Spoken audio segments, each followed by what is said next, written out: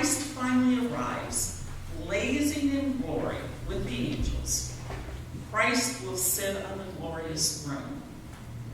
Then all the nations will be arranged before Christ, who will sort out the people as a shepherd sorts out the sheep and goats, sheep to the right, goats to the left. Then Christ will say to those on the right, "Enter, you blessed of God. Take what's coming to you in this realm. It's been ready for you since the world's foundation. And here's why. I was hungry, and you fed me. I was thirsty, and you gave me drink. I was homeless, and you gave me a room. I was shivering, and you gave me clothes. I was sick, and you stopped to visit me. I was in prison, and you came to me." Then those on the right are going to say, "What are you talking about? When did we see you hungry and feed you, thirsty and give you drink? And when did we ever see you sick or in prison and come to you?" Then Christ will say, "I'm telling you the solemn truth. Whenever you did one of these things to someone overlooked or ignored, that was me. You did it to me." The word of God for the people of God. Thanks be to God. I'm going to get my water.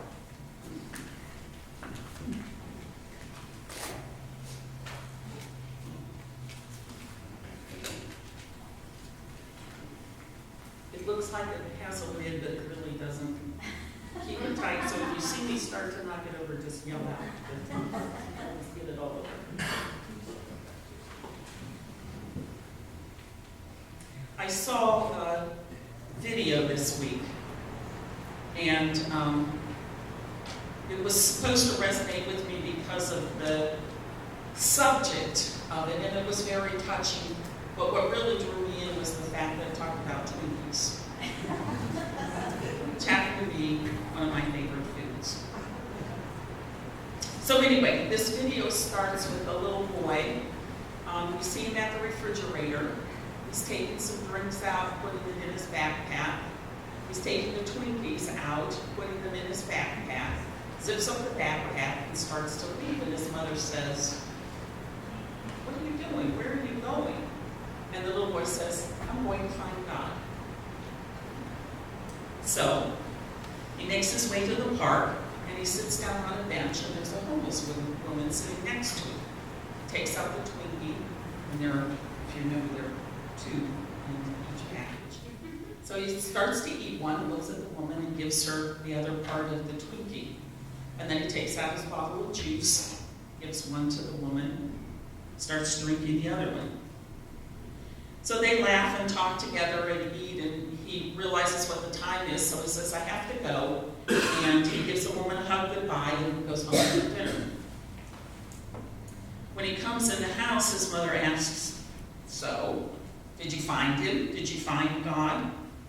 And the little boy says, "God's a woman, Mom, and she has the most beautiful smile I've ever seen."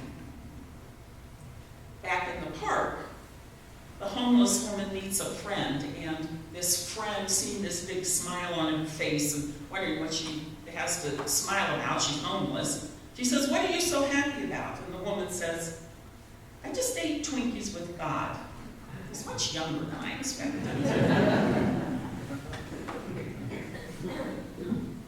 God is in each one of us. And we are recipients of grace. As God's representatives, we are called by Christ's love to respond to other people. We are called to respond to violence and oppression with peace and justice. On this Peace with Justice Sunday, we are reminded that when God's children suffer injustice, Jesus suffers with them. When we build up peace with justice, we serve Christ. As disciples, we are compelled to respond to God's vision, saying in the words of Isaiah, "Here I am, Lord, send me." In the gospel reading this morning, Jesus explains that the nations are going to be separated, not geographically, not ethnically, not by geographic boundary, but to be separated by how we care for others. Doesn't matter where we live, our nationality, it doesn't matter what other people are doing or not doing. Christ asks, are we building up peace with justice? Of course, the news is filled with examples of injustice and violence. I was in Lakeside this past week, and so it was a little hard to keep up with things, but famine in parts of Africa that are compounded by political unrest still exists. Local food pantries, I wonder if you've discovered this in your food pantry, that food pantries that are intended to be a source for emergencies are instead, have for many people, become part of necessary sustenance each month. I was hungry, and you gave me food. Lead poisoned the drinking water in Flint, Michigan, but tests show that other cities in the U.S. are experiencing similar issues. In parts of the Appalachian region, it's not uncommon to see young children drinking soda out of a bottle because it's less expensive than water. I was thirsty, and you gave me something to drink. The United Nations has declared that 15 days in solitary confinement is considered torture. Yet some states keep people isolated for years. A simple letter from a stranger can give hope to someone who's incarcerated, offering reassurance that someone on the outside knows his or her existence. I was in prison, and you visited me. Every person who goes to sleep hungry at night, every parent who loses a child to famine or disease, every neighbor who finds him or herself in line at the food pantry, every family who lacks access to clean drinking water or affordable health care, every beloved child of God who is in prison, wondering if he or she is remembered. Each of these people has a need that is holy. One of the beautiful aspects about the way Jesus tells the story about separating the sheep and goats is that the ones who are the sheep don't even know they've been serving God. Lord, when did we see you? They ask. They aren't responding to please Jesus. They respond, here I am, send me. Because they are in right relationship with God and their neighbors. John Wesley commented that when people don't have sympathy for the poor, often it is because they are not in relationship with them. He wrote, hence it is that according to the common observation, one part of the world does not know what the other suffers. In sharing, we practice building trust and building up the body of Christ.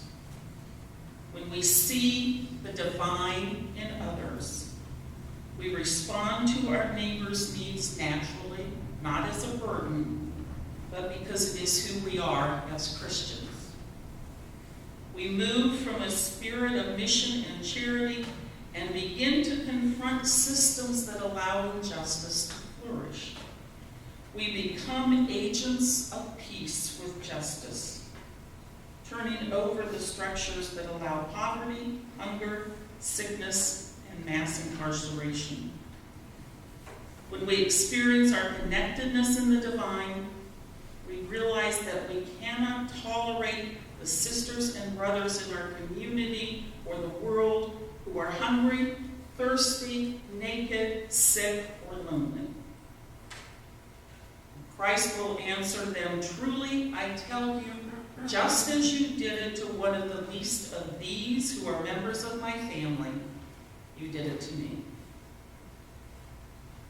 Friends, this divine reign of love has invaded the world in Jesus, and by its very nature has infused peace with justice.